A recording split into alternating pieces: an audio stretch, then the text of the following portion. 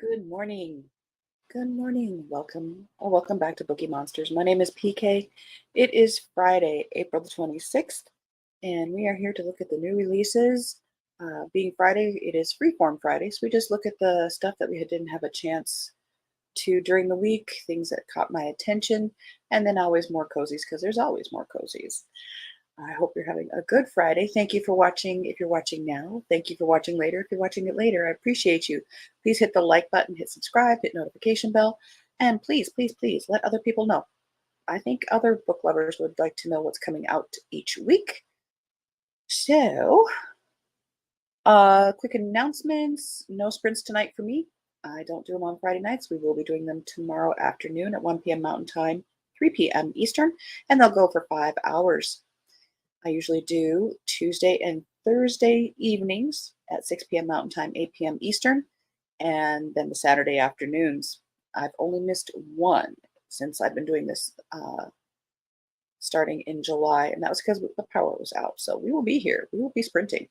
We will be reading.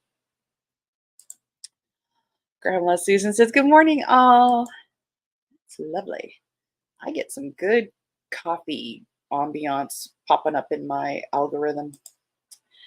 Kim says, "Good morning. Good morning. How you guys doing? Any plans for the weekend?" I do not. Other than sprinting, reading, crocheting, napping. For sure, napping. It's not been a hard week.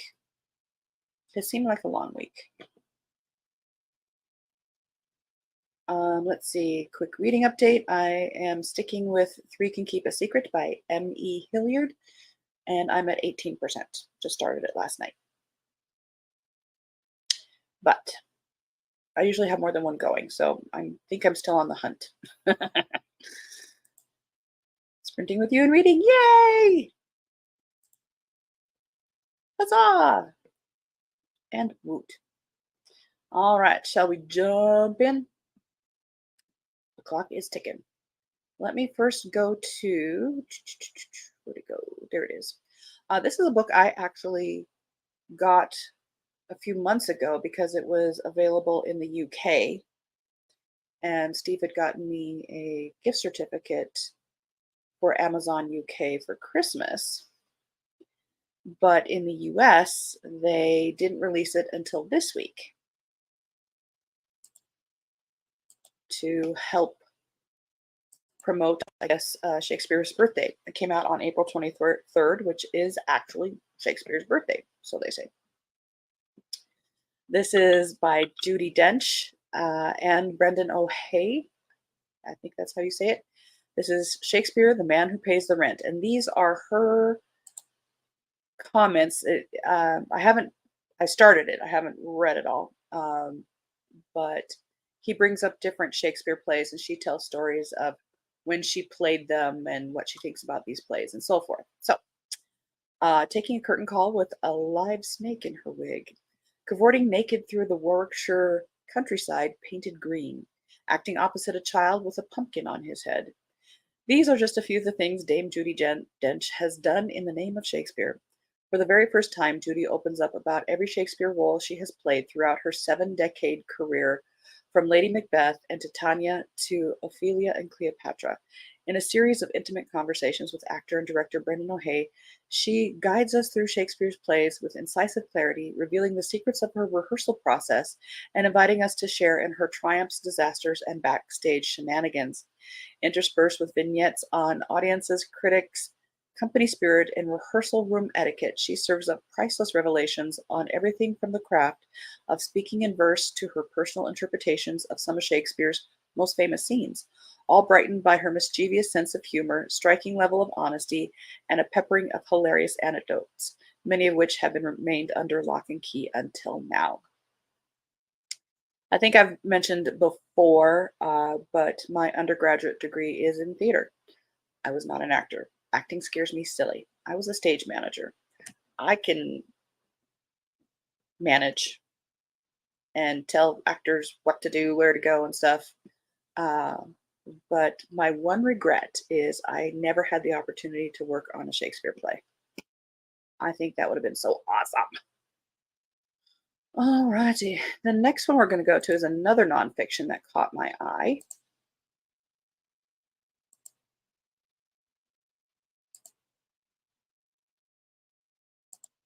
Kim says she has no plans. I like that plan, other than reading. That is always on the plan for me. Reading and weekend, napping, and walking keto. These are the plans. This is another nonfiction that caught my eye. The Seven Wonders of the Ancient World, an extraordinary new journey through history's greatest treasures by Bettany Hughes. For millennia, the seven wonders of the ancient world have been known for their aesthetic sublimity, ingenious engineering, and sheer audacious magnitude. The great pyramids of Giza, the hanging gardens of Babylon, the temple of Artemis, the statue of Zeus, the mausoleum of Halicarnassos, the Colossus of Rhodes, and the lighthouse at Alexandria.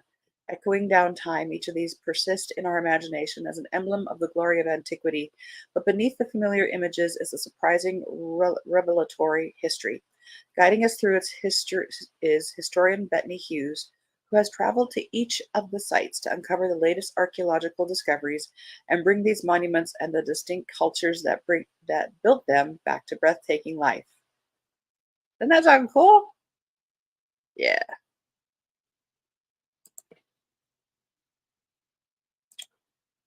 A couple other things that caught my eye that these are just like regular fiction, so it didn't really fall into our genre explorings. The Paris novel by Ruth Reichel. This is that food critic, and she has written many autobiographies, but now she's has gone into fiction. Stella reached for an oyster, tipped her head, and tossed it back. It was cool and slippery, the flavors so briny it was like diving into the ocean. Oysters, she thought. Where have they been all my life? When her estranged mother dies, Stella is left with an unusual inheritance, a one-way plane ticket, and a note reading, "Go to Paris," which is interesting because most times when a family member dies, they leave you like a villa. Paris is hardly cut out for adventure. A traumatic childhood has kept her confined to the strict routines of her comfort zone. But when her boss encourages her to take time off, not really a good sign, Stella resigns herself to honor. But you wish you had a boss like that. Alone in a foreign city, Stella falls into old habits, living cautiously and frugally. Then she stumbles across a vintage store where she tries on a fabulous Stella, and for the first time in her life, Stella does something impulsive. She buys the dress and embarks on an adventure. Her first stop, the iconic brasserie Le Domingo, where Stella tastes her first oysters and then meets an octogenarian art collector who decides to take her under his wing.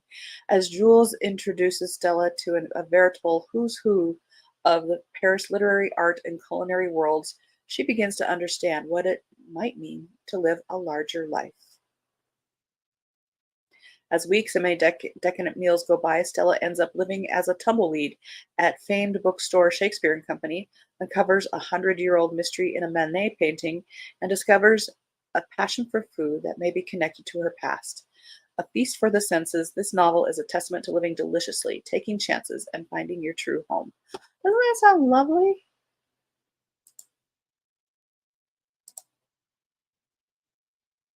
Color me intrigued. The Paris Apartment by Kelly Bowen. London, 2017. When Aurelia Leclerc inherits an opulent Paris apartment, see, they inherit these amazing things.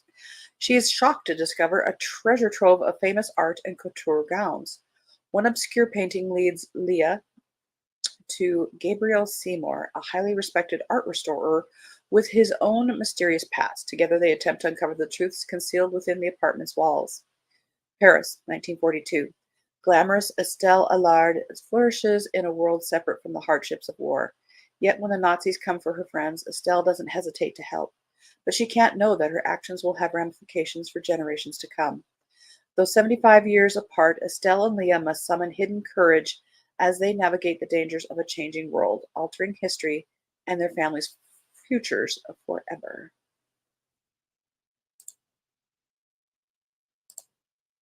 You know I love my historical. And this caught my eye too. Reboot by Justin Taylor.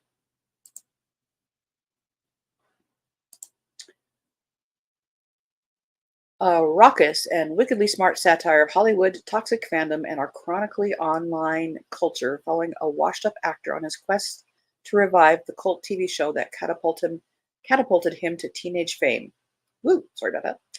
David Crater is a has-been. A former child actor from the hit teen drama Rev Beach, he now rotates between his new roles as deadbeat dad, recovering alcoholic, and occasional video game voice actor.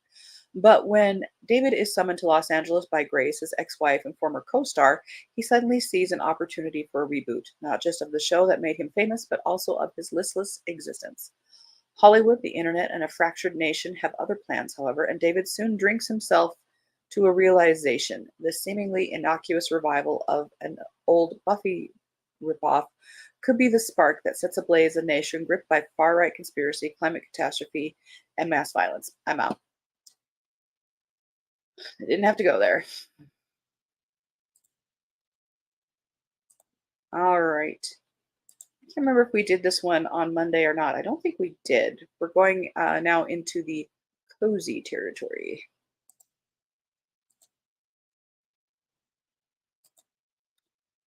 Death by Chocolate Raspberry Scone, A Death by Chocolate Mystery by Sarah Graves. And I believe Cajun is reading this one right now. With the August heat strong enough to melt solid chocolate into syrup, that's hot. Jake and Ellie crave a break from bakery ovens despite tourist season promising a sweet payday, but they never envisioned spending the last weeks of summer drifting around Passamaquoddy Bay searching for pirate's treasure and a dead body. Sally Coates believes her husband was murdered off the coast and begs Ellie, a trusted childhood friend, to locate his remains. It's unusual that a skilled fisherman would vanish along with the gold doubloon he inherited from his grandfather. Is the pirate ship the Pearl nearby, Captain Jack Sparrow? And Sally isn't the only one coveting the valuable heirloom for her own. As Jake and Ellie's island hop for answers, they find themselves caught between hungry sharks and hungrier suspects. Can the duo tempt fate and dodge danger before there's blood in the water? Or are they destined to fall into the jaws of a killer trap?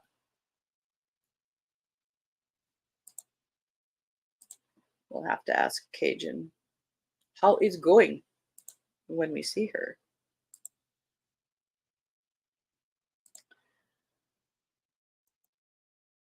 Museum of Murder. Echo, echo. By Leslie Langtree, 30th of 30 in Mary Rath Mysteries. Good for that author. That is a busy cover. Welcome to the Museum of Murder. Who knew that the town of Who's There, that's the name of the town, was the murder capital of Iowa, and its new Museum of Murder is a hit. Though ex-CIA spy turned Girl Scout leader Mary Rath is less than happy that she's featured in the exhibits. That would be disconcerting.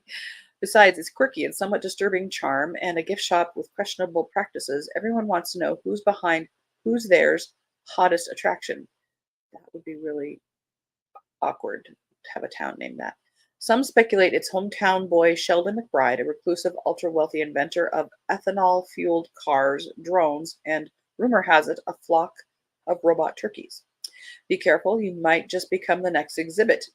This weird new museum should be nothing but harmless fun. That is, until a killer recreates copycat murders among the exhibits. As usual, chaos follows as Mary's troupe wants to hand out rotting shark snacks for their Thinking Day booth on Iceland. The dreaded annual cookie sales are coming up. Future spy of America Betty has a boyfriend, and Mary becomes an aunt for the first time when her twin sisters-in-law finally have their baby boys. Unfortunately, the addition of the new infant citizens isn't enough to save Who's There from a population drop. As the killer goes on a spree, Mary has no time to lose to catch a killer before she becomes an exhibit of her own permanently. 30 books in that series.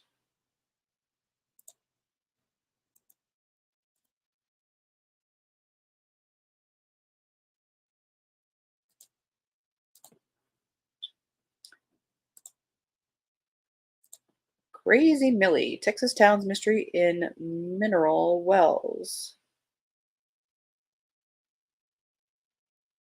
Set in Texas during the 1930s. Pinkerton employee and want-to-be detective Millie Campbell finds herself back in her native Texas, this time to Mineral Wells, famed for its healing mineral water.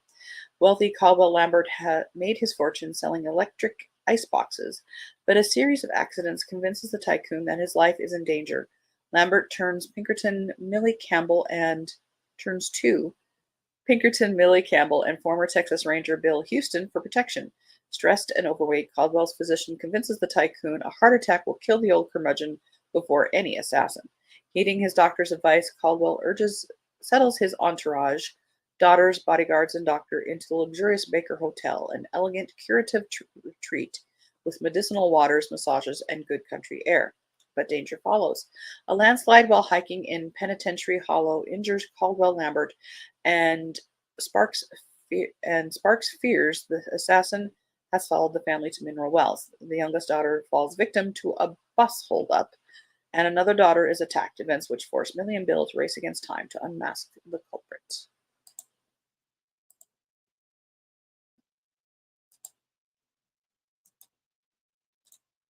Leslie Meyer has a new one. Did we look at this one? I don't remember.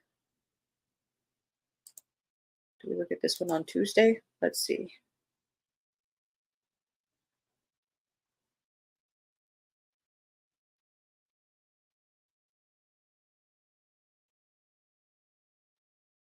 Maybe not. Patchwork Quilt Murder, a Lucy Stone mystery, book number 30, another 30th in series by Leslie Meyer. During a heat wave in Tinker's Cove, Maine, part-time reporter, maybe we did, Lucy Stone becomes unseasonably entangled in handmade quilts and a twisted case of murder. When a community center opens in town, many embrace it as a space where locals of all ages can gather and create. Others view it as a waste of taxpayer dollars. The director, Darlene Busby Platt, is no less controversial. Intense and showy, Darlene has huge plans for her new role, but Lucy believes the woman isn't exactly as warm-hearted or qualified as she seems. That hunch deepens when Darlene and a young employee vanish and dismembered remains appear. That's right, I do kind of remember that. Funny how the dismembered stuff kind of sticks in your brain.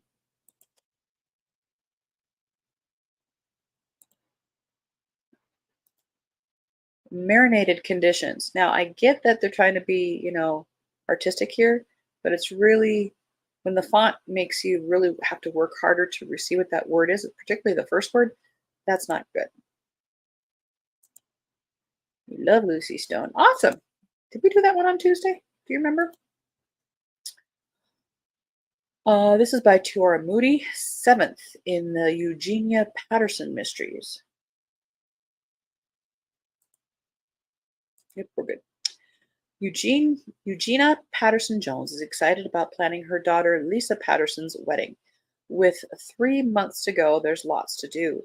They meet for lunch at the award-winning Smokin' Ward barbecue food truck owned by Lisa's wedding caterer. Lately, the Smokin' Ward owners have been at odds with a local barbecue competitor. When the competitor's body is found inside his food truck, Lisa's friends become suspects. As you should be.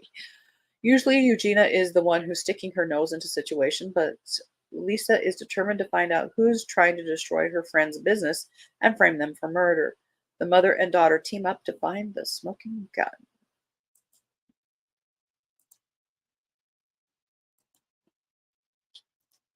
Strong Temptations. Second in the Sophie Strong mystery series. I find that cover very pretty. It's a nice shade of blue. And that it looks like a diary or something. This is by Amy Renshaw. Aspiring reporter Sophie Strong uncovers deadly secrets lurking in the aisles of a 1912 department store. Will she risk everything in her quest to expose a killer? In 1912 Milwaukee, Wisconsin, aspiring reporter Sophie Strong yearns for a thrilling undercover mission that rivals those of her idol, journalist Nellie Bly. Her dreams of adventure are dashed when her cautious editor assigns her to the seemingly mundane role of a shop girl. But appearances can be deceiving. What starts as an ordinary job takes a sinister turn when a fellow employee meets a tragic end. Suddenly, Sophie and her co-workers fall under suspicion. Determined to prove their innocence and driven by an insatiable curiosity, she embarks on her own covert investigation. And this was the book I was talking about because I forgot to change the tab. We are kind of running out of time, so I'm going to now, I believe that is a re-release. Am I not? Am I right, Kim? If you want to check Goodreads. There's also Torn Asunder by Barbara Ross. 12th in the main Clambake series. And I think Cajun also just read that too. Deadly Rains, number 25 in the Witch in the Woods series by Jenna St. James. A Whale of a Murder by Valerie Taylor. Venus Bixby, number 1. We did that one.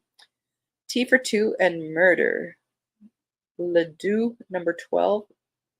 Abigail Lynn Thornton is the author. Death on the Back Nine by Caleb Weigel, 6th in the Myrtle Beach series. Ring of Deceit by Emma Ainsley. A Mystery Yarn by Mike Betheler. That is number 3 in the Omnipodge. Cindy Bell, there's a name. Road Trip, Risk and Revenge, Dune House number 29. Bachelorettes and Backsplash by Amy Boyles. This is 14th in the Magical Renovation series. Best Fangs Forever by L. Ren Burke. Vampire Pet Boutique number 4. You know I'm out. Woo! Jean Granger, Closer Than You Think. Mags Monroe number 4. Magic Tricks and Treats by Nix Hallowell. Witchy Candy Shop number 1. Maine Coon Mayhem by Iris Lee. Cat Aunt number 6. Very strange picture. This is Dearly Departed, but Happy Spine Club number 1 by Lynn McAvania. Charms and Chihuahuas. Familiar Spirits number 4 by Christine Pope. Cooking Up a Storm by Ashley Quinn. Weather Girl number 4. Triple Shot. Arrow Investigations number 4 by Casey Walker. The Case of the Pretty Promises by Candy Baxter. Trouble in Tinseltown number 1. Hijinks in Hawaii by Cheryl Dugan. Ocean Cruising number 5. Oh, it's not a week without Tanya Kappas. Bonfires, Backpacks, and Brawls. Campers and Criminals number 36. Patricia McGlynn. Q Up is the title. Caught Dead in Wyoming number 14. Yeah, that does look like Wyoming. Multi-Level Murder by T.E. Scott. This is Wronged Women number 8. Bound for Murder by Audrey Schein. Juliet Page number 1. Cindy Stark is the author of Mystic Madness, Mystic Village number 2. There's no cover here. A Meowfia Murder. Oh, okay, that wins pun. Book number 1 by Corinne Winters. Out today, Ballots, Bells, and Blackmail by Brittany E. Brininger. Can we buy a bee? Twin Blue Bonnet Ranch number 10. Death in the Crypt by Fliss Chester. Cressida Fawcett number 5. Funhouse Mirrors by Libby Howard. Locust Point number 15. Chocolate Chip Cookie Cover-Up by Angela Mabel. Cookies and Schemes number 2. Cornfield Calamity by Summer Prescott. Farm Fresh number 1. Biscuits and Bedlam by Elsie Turner. Pawpaw's Pet Bakery number 1. And For the Sake of Old Lang Syne by C.S. Woolley. Stickleback Hollow number 25. And we'll probably stop there, even though those are coming out tomorrow, which is technically still this week. But almost information overload. Hang on, we're going to switch to our ending image here, but there's a commercial. There we go. All right, guys. Hope there were some interesting things. That was the morning I fell back to sleep. Oh, okay. That's okay. Sleep is more important. Yeah, I think the El Roco is also a re-release. Uh, which one? We can go back. I've got time.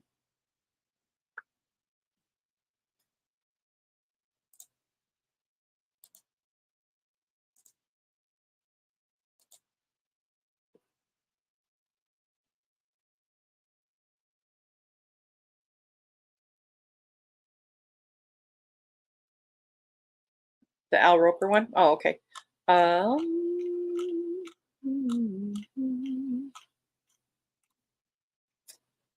Murder on Demand, morning show number 4.